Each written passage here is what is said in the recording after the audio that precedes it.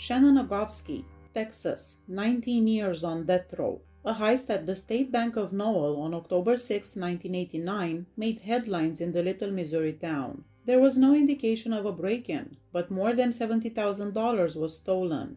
No alarms went off. When FBI agents arrived on the scene, they were shocked to see that the robbers had blasted rounds into a security camera and had taken many sacks of coins, a maneuver not often seen in heists. Investigators believed the offenders were amateurs rather than seasoned crooks. However, there wasn't much evidence at the site for detectives to work with. Finding bank president Dan Short, who lived alone and wasn't picking up the phone, was the detectives' first priority. Short was seen by his neighbor being kidnapped by two people and thrown into their brown van in the early hours of October 6th. The 51-year-old bank executive's safety turned into the top priority for the authorities. They eventually tracked down Short's own abandoned truck after searching the area and its back roads. The truck's bed had coins, but there were no other hints as to the missing man's location.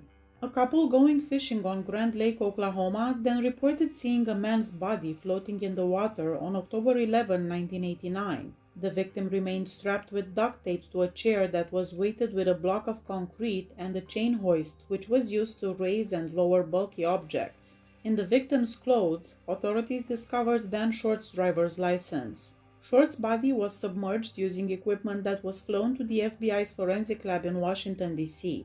However, 5 days following Short's robbery and kidnapping, the authorities were still at square one. A witness's tip that she had seen two men throwing something down the Cowsking Bridge helped to strengthen the case. A brown van with two colors was parked nearby. The van at Short's house matched her description of the car. Investigators located Joe Agofsky, 23 years old, and his brother Shannon, 18 years old, thanks to another tip. According to witnesses, the siblings had been boasting about their wealth and their ability to steal a significant quantity of coins. Everybody had an alibi.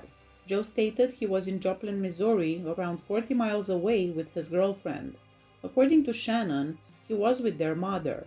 Since there was no evidence connecting the brothers to the crimes, they were free to leave. But that all changed when a man out fishing found a duct tape fragment on which there were obvious fingerprints. With great expectations, FBI officials sent the tape to the lab in Washington, D.C. The FBI verified that the tape fragment corresponded with the tape that was fastened to Short's chair. However, none of the prints matched those in the FBI base. The absence of felony records among the suspects, according to the investigators, supported their initial suspicion that the bank heist was the work of amateurs. The chain hoist that was utilized in the crime proved crucial as the investigation went on. When a man approached, he said that the hoist was his and that he had left it behind in a rental house. The Agofsky family owned that house. Agents examined the boys' stories in detail. They discovered that Joe's older brother had misled them about his location on the day of the crimes after going through his phone records. After looking into the siblings' childhood, detectives discovered that the boys had a prosperous upbringing. When their father perished in an aircraft accident in 1980, money became a bigger necessity. According to a family acquaintance, they started running weapons in order to gain money. The friend said that Joe was the one who started it, but Shannon was glad to join in. Investigators discovered that the Agofsky brothers had been engaging in extravagant spending sprees after the Noel Bank burglary. The more the financial motivation for the crimes became apparent, the more suspicious the officials became. To prove their case, investigators required the Agofsky brothers' fingerprints.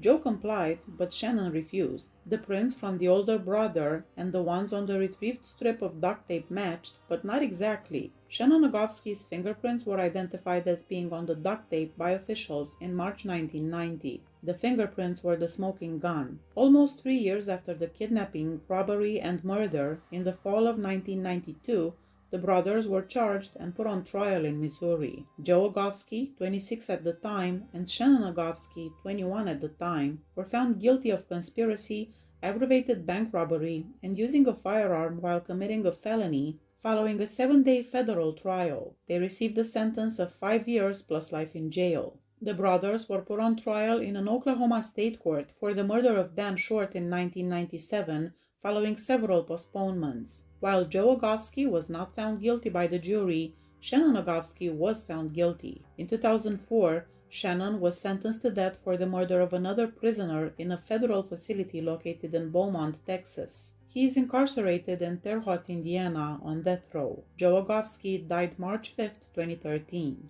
Ellen Billy Jerome, Missouri, 25 years on death row. Holder Norris, Missouri, 25 years on death row. A bank guard was shot and killed during a bank heist in Missouri by Billy Jerome Allen and Norris Holder. Richard Heflin, a security guard, was slain on March 17, 1997 in St. Louis, Missouri during an armed robbery at the Lindell Bank and Trust. Holder frequently did business with Lindell Bank and Trust. A legal settlement Holder received after losing the lower part of one leg in a train accident was routinely paid into his account each month for $500, and Holder withdrew the money every time. 4 days prior to the armed robbery on March 13, 1997, Holder went with Billy Jerome Allen for his regular monthly cash withdrawal. In the 10 days preceding the armed robbery, Allen and Holder were also spotted together multiple times. They viewed the films Heat and Set It Off, which showed armed bank robberies done in an assault-style takeover that was strikingly similar to the way they robbed the Lindell Bank and Trust later on. Holder was provided or he obtained a 12-gauge shotgun, 2 Russian SKS semi-automatic assault rifles, a Chinese SKS, about 200 rounds of ammunition, mostly military style, and a bulletproof vest that he wore in order to prepare for the armed robbery. Holder's mother's car was to be the third and final escape vehicle. 2 vans were taken the night before the armed robbery and used as the first 2 getaway vehicles following the robbery. Billy Jerome Allen and Holder positioned the first getaway van on the roadway just outside the bank on March 17, 1997, the day of the armed robbery. They stormed into the bank with dark ski masks and carrying extra rounds of hollow point ammunition in addition to their semi-automatic rifles. Holder had the Russian SKS loaded with 37 rounds, and Allen had the Chinese SKS loaded with 11 rounds. The first person inside started shooting security guard Heflin right away. Holder then leaped over the counter and took money out of the teller's drawers while the robbery was going on. Both weapons were fired during the robbery according to the ballistics data, and 16 rounds were fired inside the bank, at least 8 of which struck security guard Heflin, who passed away soon after. 3 of the rounds were fired by the Russian SKS rifle, 2 were perhaps fired by either weapon, and 11 shots were fired by the Chinese SKS rifle. Within minutes of the armed robbery ending, Allen and Holder were back in the getaway vehicle, speeding away down the highway. The 2 males were seen by numerous witnesses leaving the bank and going back to the van. William Green, a bank customer, followed the vehicle onto the interstate and called 911 after hearing gunshots while at the drive-up teller window.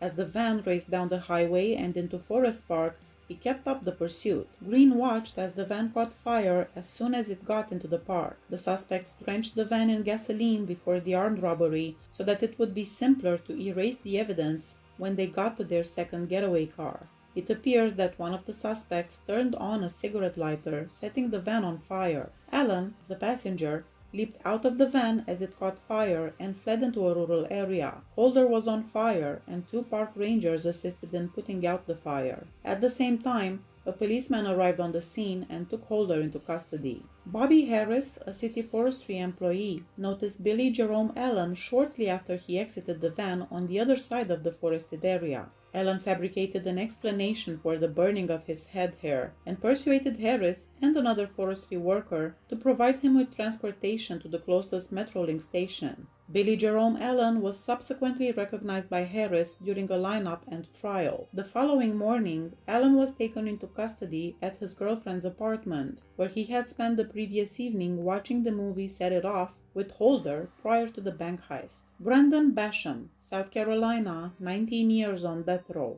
Chadwick Fulks, South Carolina, 19 years on death row. A native of Kentucky, Basham was serving out the last years of a term for felony forgery conviction in the Hopkins County Detention Center in Kentucky in 2002. That October, Chadwick Evan Fulks was assigned to be Basham's new cellmate. Early in November, Fulks was also accused with a second, more serious state offense, first-degree abuse of a child under the age of 12. Together, on November 4, 2002, Fulks and Basham climbed the wall in the recreation area and fled on foot from the correctional facility. By November 5th in the evening, Basham and Fulks arrived at James Hawkins' house in Hanson, Kentucky, and after approaching the residence, Basham knocked on the door and requested to use the phone. After making 2 calls, Basham informed Hawkins that his car had broken down, and Hawkins consented to take him to a convenience store nearby. Fulks accompanied Hawkins and Basham as they departed the house, and the 3 men drove off in Hawkins' vehicle. The 2 men told Hawkins that their car broke down in Roberts, Kentucky. Fulks instructed Hawkins to go to Indiana after informing him throughout the drive that the disabled car was actually there. Later, Fulks reversed the directions once more. By then, Hawkins was being driven to their desired location by Basham, who was waving a knife at him. Eventually, Fulks took over the wheel, steered the vehicle into a field, and gave Basham the order to fasten Hawkins to a tree. Fulks eventually finished the task himself after getting angry with Basham's speed and tying. Wearing flip-flops, a short-sleeved vest, and shorts, they left Hawkins. After 15 hours, Hawkins managed to release himself and signaled a passing car. Later that day, when police questioned him, he revealed that Fulks and Basham were the ones who had abducted him. The pair went to Portage, Indiana to see Tina Severance, one of Fulks' ex-girlfriends, after leaving Hawkins. They left Hawkins' car at the motel and made their way to Severance and her friend Andrea Roddy's shared trailer. After that, the 4 took a car to a hotel in northern Indiana, where they spent the following few days. Roddy and Basham eventually started a relationship. While in Indiana, Fulks asked Severance if she knew of anyone who could provide him with guns. After telling Fulks that one of her friends, Robert Talsma, kept multiple guns at his residence, Severance and Roddy decided to lure Talsma to head out by offering to buy him breakfast. Basham and Fulks broke into Talsma's house while he was having breakfast with the women, taking 4 guns, a ring, and multiple blank checks. After that, they met up with Severance and Roddy again, and the 4 of them drove to Sturgis, Michigan in Severance's van. On November 8, Fulks and Severance went to Goshen, Indiana to use Mary Jane and methamphetamines with Fulks' brother, Ronnie Fulks. Basham and Roddy stayed at a hotel in Sturgis that night. During the night, 2 policemen started pounding on doors at the Sturgis hotel where Basham and Roddy were sleeping. After opening his door and noticing the officers, Basham slammed it, and he pulled out a .22 caliber handgun he had stolen from Talsma.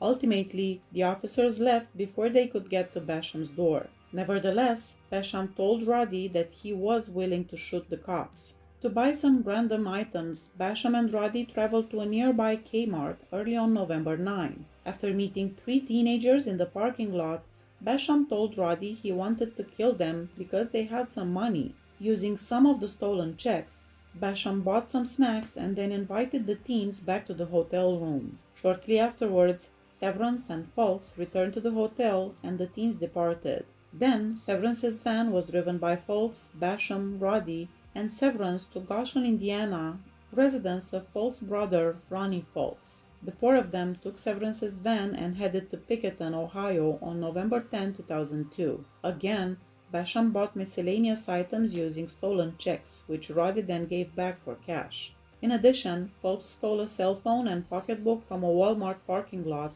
and Basham and Fulks purchased 2 sets of camouflage clothes. They chose a motel room in Kenova, West Virginia, which is close to Huntington, on November 11. Dressed in their camouflage outfits, Fulks and Basham departed the hotel room on their own and did not return until early on November 12. 19-year-old Samantha Burns, a student at Marshall University, was employed at the Huntington Mall J.C. Penney's shop. Burns additionally sold candy boxes, which she kept in her van as part of a school fundraiser. Burns and her aunt met on November 11 at Penney's to buy clothes for one of Burns's nieces. They parked in different parts of the mall.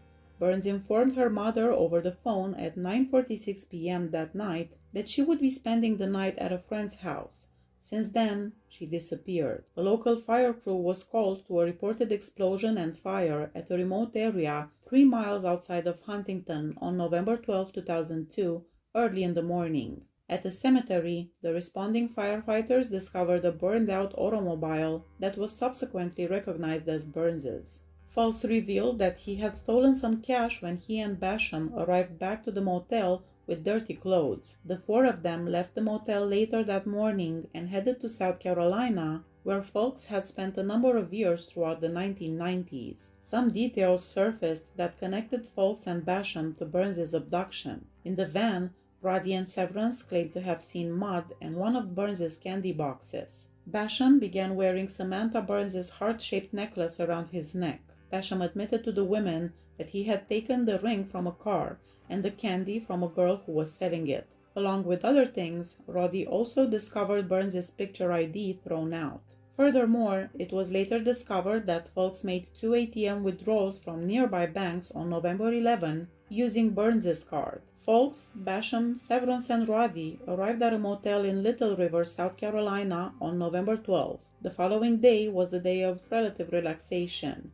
Fulks and Basham went shopping, swiped wallets and handbags from unattended cars, and came back to the motel room to drink, smoke, and play cards.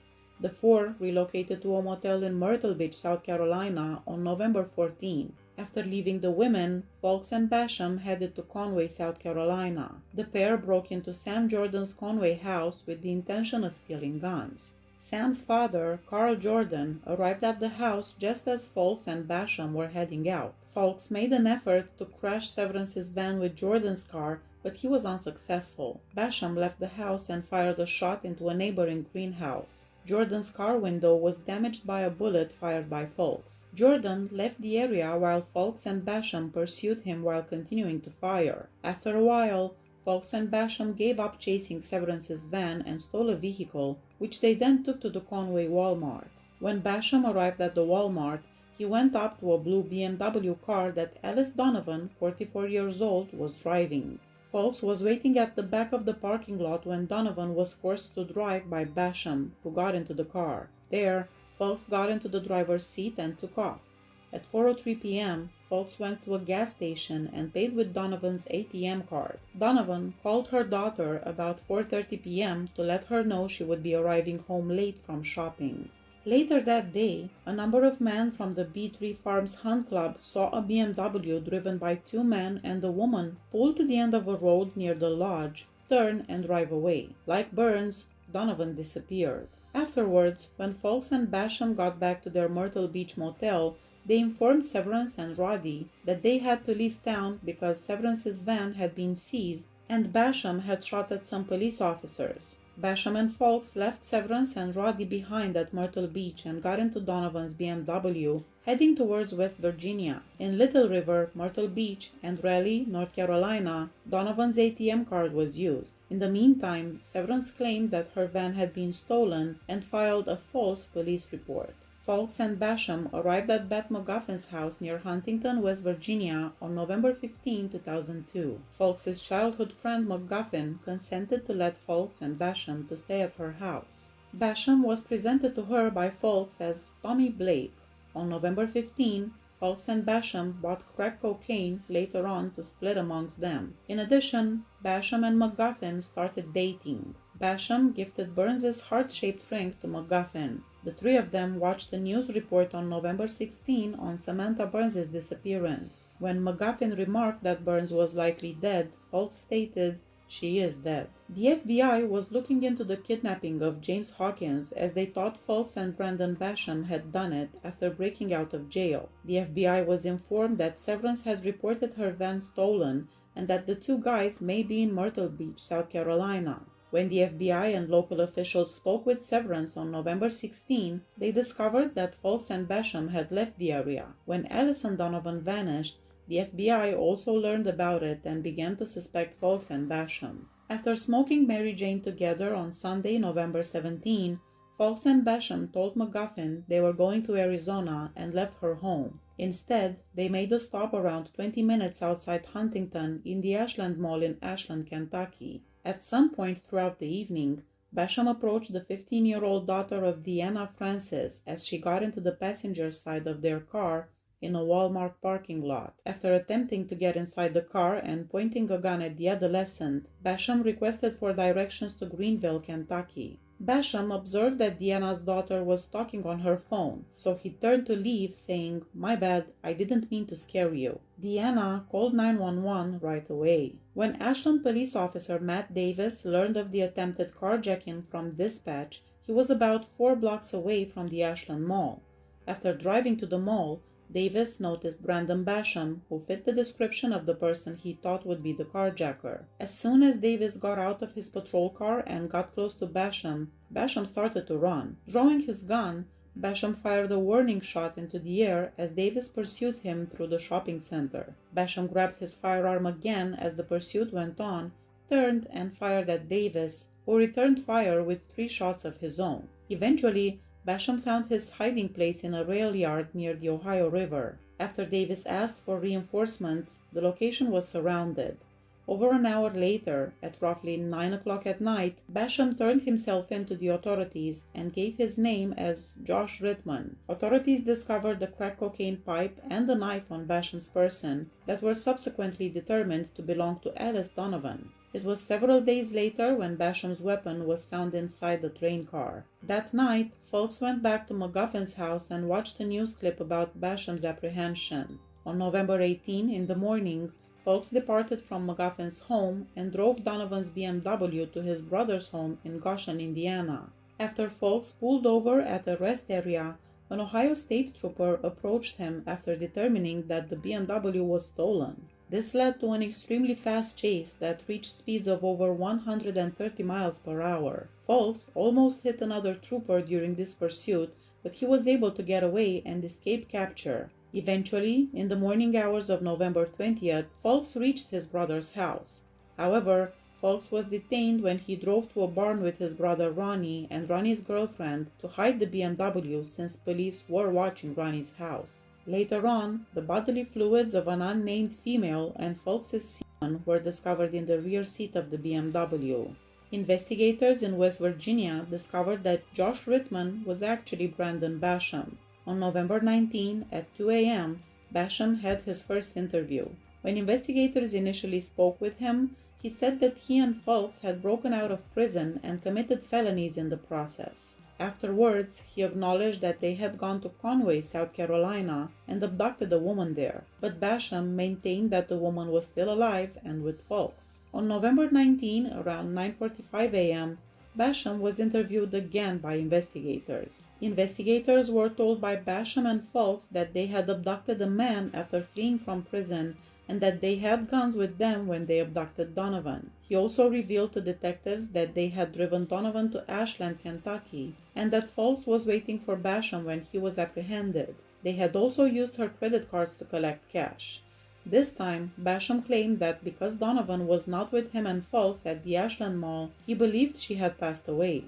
Basham allegedly informed investigators that Fulks got a girl in West Virginia during this interview. Brandon Basham was interviewed by FBI investigators for 7 hours on November 20th. This time, Basham informed detectives that after they had taken Donovan hostage, Fulks had driven Donovan to a remote location where he essayed her, bound her, and then abandoned her. Furthermore, Fulks was the one who, according to Basham, really carjacked Donovan. In addition, Basham made it clear that by saying that Fulks got a girl in West Virginia, he meant that they had taken credit cards from a girl, not that they had abducted other people.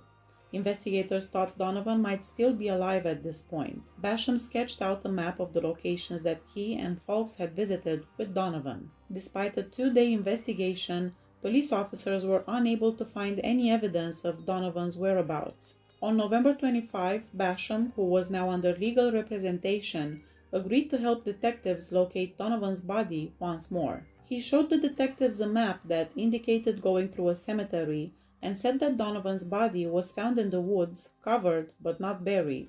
There were no particular landmarks that Basham could point out to help the investigators. Through legal counsel, Brandon Basham notified the investigators on November 26 that Samantha Burns had passed away and that he and Fulks had tossed her body into the river near Huntington by rolling it down an embankment. A search team was assembled by the FBI and state authorities 2 days later, on November 28, to look for Donovan's body in Brunswick County, North Carolina. Basham informed the detectives that he and Fulks had passed the park, removed Donovan's body from the vehicle, hauled it into the forest, and covered it. Twice, when he pointed out locations where he and Fulks had taken Donovan, Basham broke down in tears. Subsequently, Basham admitted to the detectives that he had discarded a purse strap belonging to Liz Claiborne at the Beatree Farms Cemetery. There was no success in searching the cemetery. While incarcerated pending trial, Brandon Basham started sending letters to McGuffin in late November 2002. In these letters, he revealed his true identity, declared his love for her, denied having hurt that girl from South Carolina, and blamed Fulks for their criminal spree. Basham said that Fulks had lied to him. He also lied to McGuffin, saying that the ring he gave her as a present was not stolen. Aquilia Barnett, North Carolina, 25 years on death row. For the killings of Donald Lee Allen and Robin Williams, he received the death penalty. In 1994, Barnett and Miss Williams started dating. In March 1995, the two moved into a shared residence in Roanoke, Virginia. Their relationship deteriorated a little more than a year later, and Miss Williams split from Barnett in April 1996. Subsequently, Barnett moved out of their shared residence in Roanoke and went back to live in his mother's home in Charlotte, North Carolina. The breakup was not amicable, however, and Barnett continued to attempt to resume their relationship. Miss Williams was afraid to live in her apartment alone, so a friend, Benjamin Green, was staying with her. Miss Williams had continued to reside in the apartment she had shared with Barnett. When she woke Green up on April 30, 1996, she said, "He was here," alluding to Barnett. Gazing through the window, Green witnessed Barnett using a baseball bat to smash the windows of his vehicle. When Green tried to dial 911, the phone lines were severed. Barnett started bashing at the glass with the bat after noticing Miss Williams inside the apartment. The flat caught fire when he launched a firebomb through a hole he had forced open in the front door. Green opened fire on Barnett, who then ran from the scene. Miss Williams and Green managed to escape the fire by climbing out of a back window. She suffered second and third-degree burns to her hands and arms. She had to be hospitalized. The Roanoke police received information on Barnett from Miss Williams, and they promptly filed a warrant for his arrest and alerted the Charlotte Police Department. But Barnett was not taken into custody by the Charlotte police. On May 20, 1996, Barnett used his brother Mario Vonnegut Barnett's Virginia driver's license to buy a 12-gauge shotgun in Charlotte. The following day, he gave the rifle back and traded it in for a semi-automatic shotgun. Barnett left his mother's home on June 21, 1996, and made his way to the adjacent crossroads of Morrisfield Road and Billy Graham Parkway. It was just after midnight when Donald Allen pulled onto the crossroads in his blue Honda Prelude. Barnett pulled up to Allen's car, brandishing the shotgun, and told him to get out. When Barnett insisted that Allen put down his wallet, Allen obliged as well. Then Barnett made Allen walk across the road to a drainage ditch. He entered the ditch, shot Allen 3 times in the back, and then dumped his body there. Barnett grabbed Allen's money and the car, then headed to the Roanoke, Virginia home of Robin Williams' mother, Bertha Williams. Since the firebombing, Miss Williams had been living with her mother. When Barnett got to Mrs. Williams' house, he severed the phone wires in the backyard. Then, realizing that the side kitchen door was shut, he tried to enter the house through it and kicked it in after firing his gun into it. When Barnett arrived, Mrs. Williams was inside the house with her 8-month-old grandchild. Miss Williams fled out the front door once Mrs. Williams gave her the order to do so. Barnett went inside, accosted Mrs. Williams, and pursued Miss Williams across the street as she left the home through the front door. Barnett raced by Sonji Hill, a neighbor, who was waiting in the doorway phoning the police. While trying to escape from Barnett, Miss Williams stumbled and she fell. Barnett pulled her by the hair back to her mother's house. He revealed to Miss Williams that he intended to murder both her and himself. When they got back to the house, Mrs. Williams emerged and Miss Williams broke free from Barnett to follow her mother in the direction of the house. Barnett then shot Miss Williams twice. He fired the opening shot, striking Miss Williams in the side from a distance of 10 to 12 feet. The second shot struck her in the back from 4 or 5 feet away. Mrs. Williams was close enough to her daughter to touch her when Barnett fired both rounds. These wounds proved fatal for Miss Williams. Barnett took Ellen's car after leaving the murder site, and he drove to Knoxville, Tennessee. He even stole fresh license plates for it.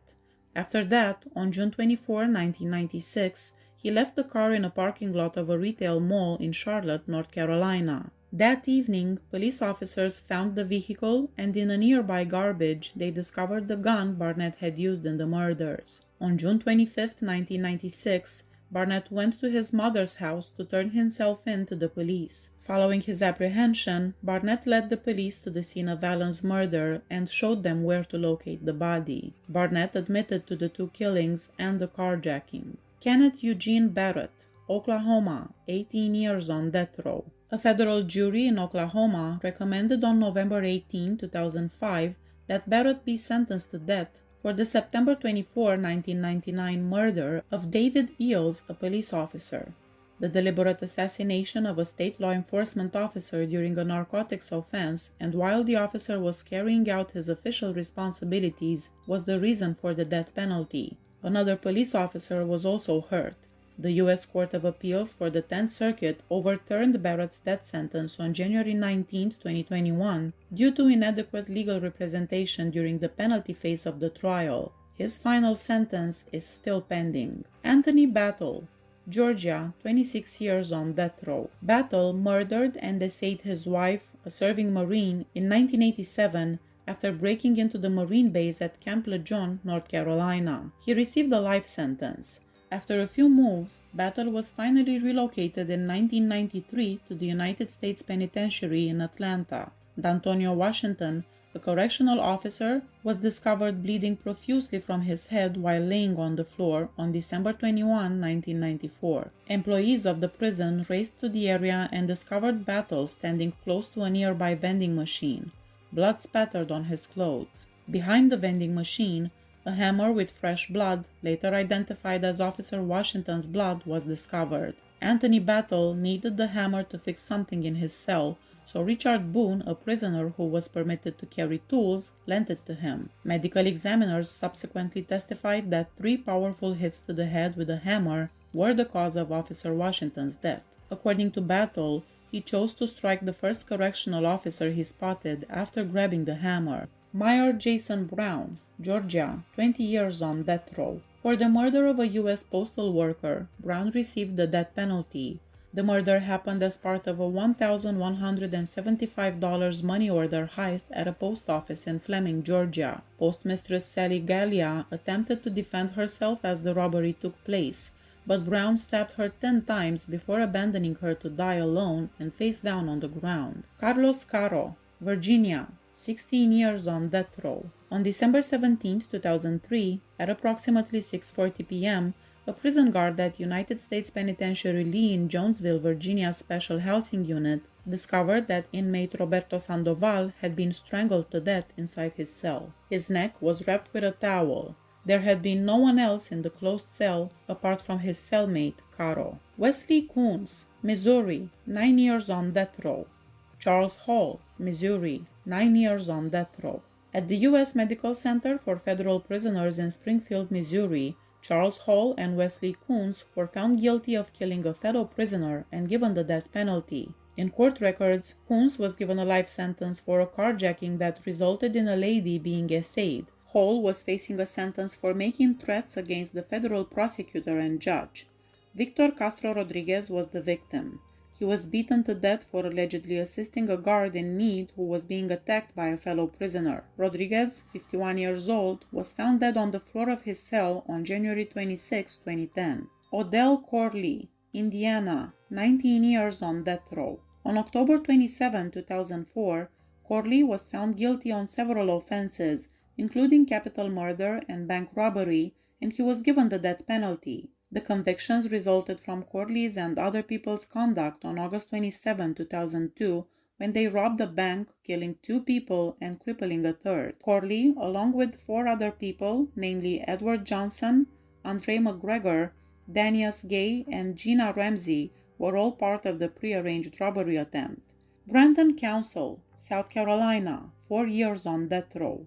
In Conway, a small city north of Myrtle Beach, counsel was found guilty of killing Donna Major and Katie Skeen during an armed robbery at Crescent Bank. On August 21, 2017, in the afternoon, the man from North Carolina entered the bank branch and approached Major, the loan teller, with a weapon concealed beneath his shirt. Following the 59-year-old woman's shooting, counsel fled into an adjacent office and discovered Skeen hiding behind her desk. Skeen, who was 36, was shot twice by him, once in the head. According to documents, he shot Major in the head after robbing the bank of $15,000 in cash. Counsel was taken into custody after 2 days.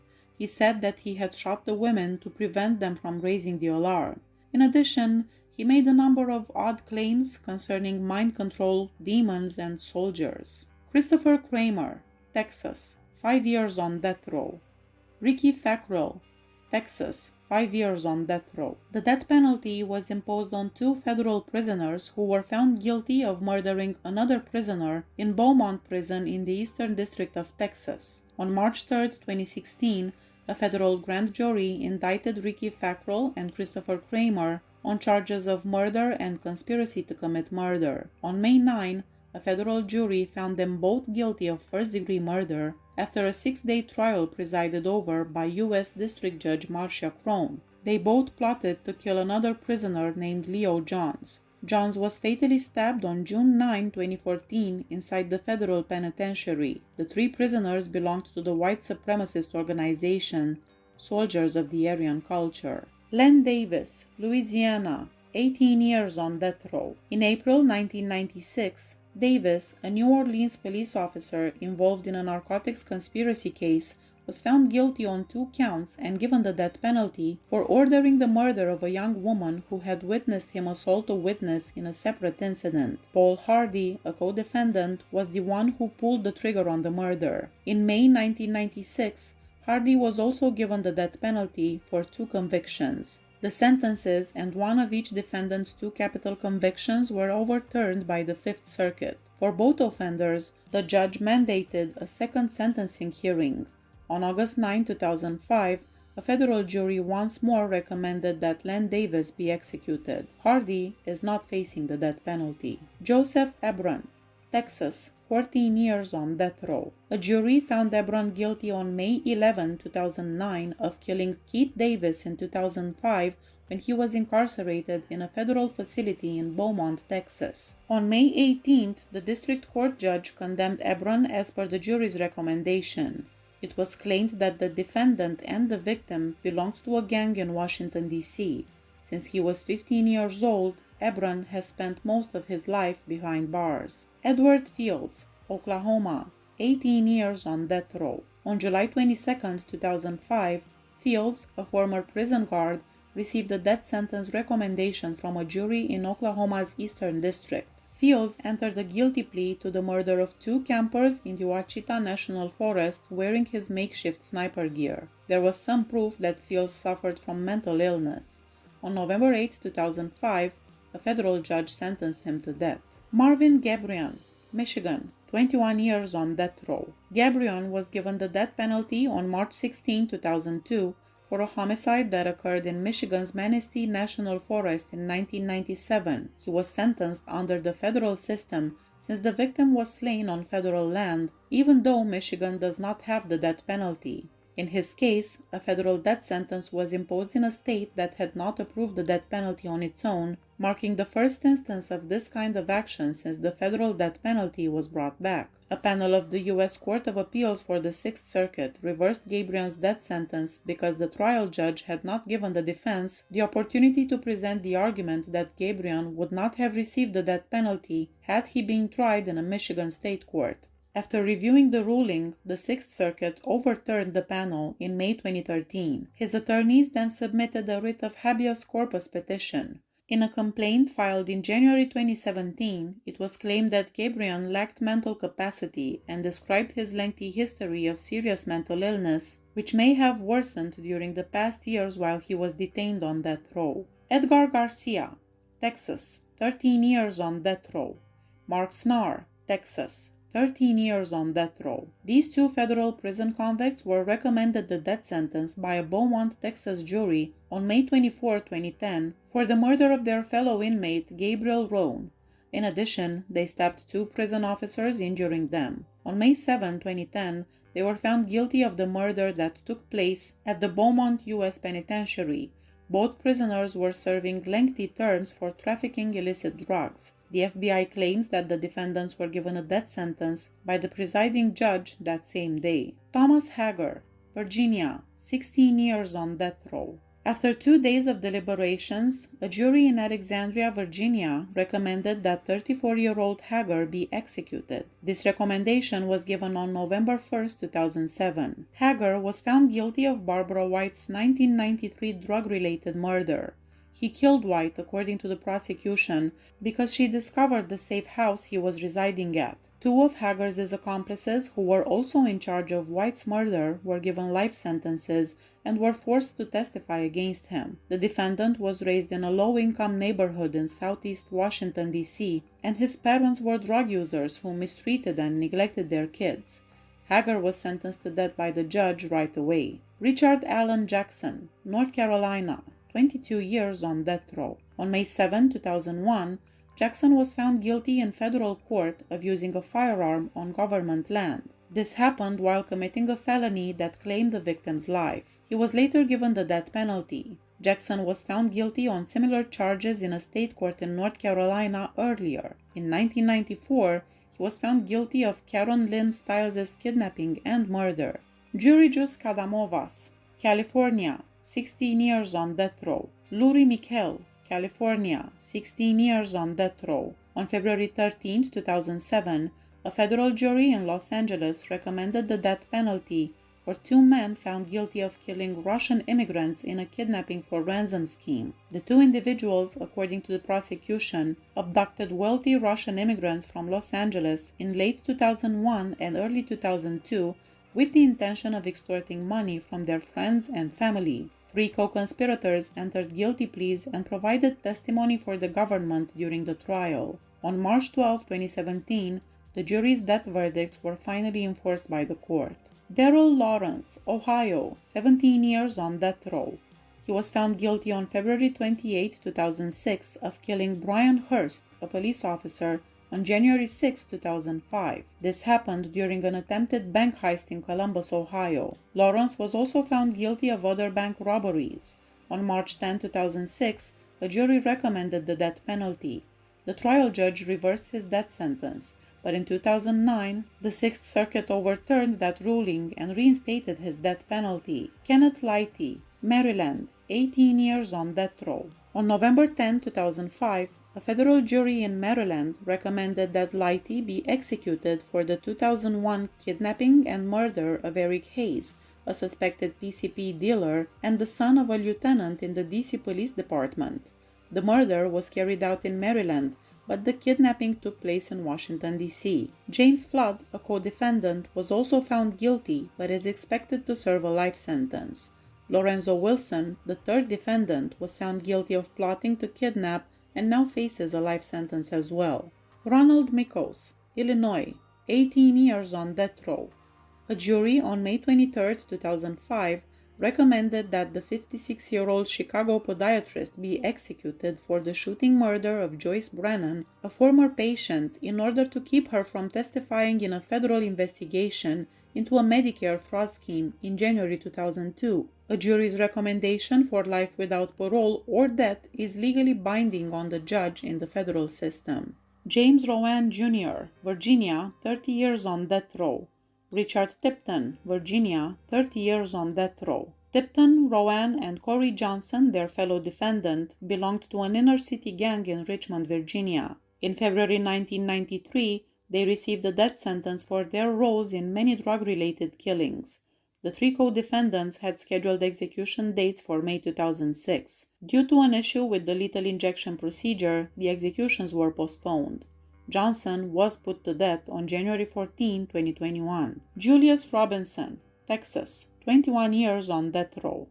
On March 18, 2002, Robinson was given the death penalty for the 1999 Fort Worth, Texas killings of Rudolph Resendez in June and Juan Reyes in May. Incidents involving drugs claimed the lives of both men. On June 5, 2002, Robinson received a formal sentence from the trial judge. David Runyon, Virginia, 14 years on death row. A Norfolk, Virginia jury on August 27, 2009 unanimously recommended that Runyon be executed for the 2007 murder of Naval Officer Corey Allen Voss in Newport News. Former soldier Runyon was found guilty of shooting Voss as part of a murder-for-hire scheme orchestrated by Katerina Voss, Voss's wife, and Michael Draven, Katerina's boyfriend. The other two defendants were not prosecuted by the federal authorities to get the death penalty. After admitting guilt, Katerina Voss was given a life sentence. After being proven guilty, Draven also got a life sentence. Katerina hoped to benefit from $500,000 life insurance policy, so she hired Runyon to assassinate her husband. Ricardo Sanchez Jr., Florida, 14 years on death row. Daniel Troya, Florida, 14 years on death row. A West Palm Beach, Florida jury on March 31, 2009 recommended Troya and Sanchez get the death penalty for the 2006 murders of 2 children on the Florida Turnpike. In addition, they were found guilty of killing the parents of the children and were given life terms for that act. Every victim was of Hispanic descent. It is believed that the children's father was murdered due to a drug debt. The alleged drug operation leader was spared the death penalty. Troya and Sanchez received formal death sentences on May 13, 2009. Thomas Sanders, Louisiana, 9 years on death row. On September 26, 2014, a federal jury found Sanders guilty of kidnapping and killing a 12-year-old girl in Louisiana in 2010. The jury also sentenced Sanders to death. Earlier in Arizona, Sanders had also murdered the girl's mother. Sanders met Sue Ellen Roberts, 31, in the summer of 2010 when Roberts rented a storage unit at a Las Vegas warehouse where Sanders worked, according to evidence introduced during the trial. After Roberts and Sanders started dating, around 2 months later, Roberts decided to take Sanders to a wildlife park close to the Grand Canyon for Labor Day weekend, along with her 12-year-old daughter Lexis. After 3 days of travel, they were headed back to Nevada when Sanders pulled off Interstate 40 in a remote area of the Arizona desert, shot Sue Ellen Roberts in the head, and took Lexis Roberts hostage by forcing her into the car. Before shooting and killing Lexis Roberts in a forested area, Sanders traveled across the nation for many days. Evidence presented during the trial proved that Sanders had shot Lexis Roberts 4 times. He also slashed her throat and abandoned her body in the woods, where it was discovered on October 8, 2010 by a hunter. Following a national manhunt, Sanders was apprehended by FBI agents and the Harrison County Sheriff's deputy on November 14, 2010 at a truck stop in Gulfport, Mississippi. During the trial, Sanders' recorded confession was played for the jury, in which he acknowledged killing the mother and daughter. Caboni Savage, Pennsylvania, 10 years on death row. On May 31, 2013, a Pennsylvania jury recommended that Savage be executed for each of the 12 killings he either directed or performed between 1988 and 2004. In addition, the jury recommended that Savage be executed for retaliating against witnesses, government witnesses, their relatives, and competitors in Savage's drug operation were the murder victims. On June 3, 2013, a federal judge formally handed down 13 death sentences. Rehon Taylor, Tennessee, 15 years on death row. On October 21, 2008, a Chattanooga, Tennessee jury found Taylor guilty of murder, kidnapping, and carjacking and recommended that he be executed. Guy Locke was an Atlanta, Georgia-based businessman who was the victim. After being transported across state lines, he was killed in Tennessee. Alejandro Umana, North Carolina, 13 years on death row. A jury in Charlotte, North Carolina, on April 28, 2010, unanimously recommended Umana, who was allegedly a member of the MS-13 gang, receive the death penalty. In 2007, he was convicted of the murders of 2 Hispanic brothers at a Greensboro restaurant. In Charlotte, 26 alleged members of the MS-13 gang were indicted in 2008, including Umana. On July 27, 2010, Umana was formally given a death sentence. Jorge Torres, Virginia, 9 years on death row. On April 24, 2014, a Virginia jury recommended that this former Marine, who was found guilty of killing a fellow service member in 2009, be executed. It is believed that Torres killed other people in Illinois. He gave his lawyers the order not to present any mitigating material. The judge formally sentenced Torres to death on May 30, 2014.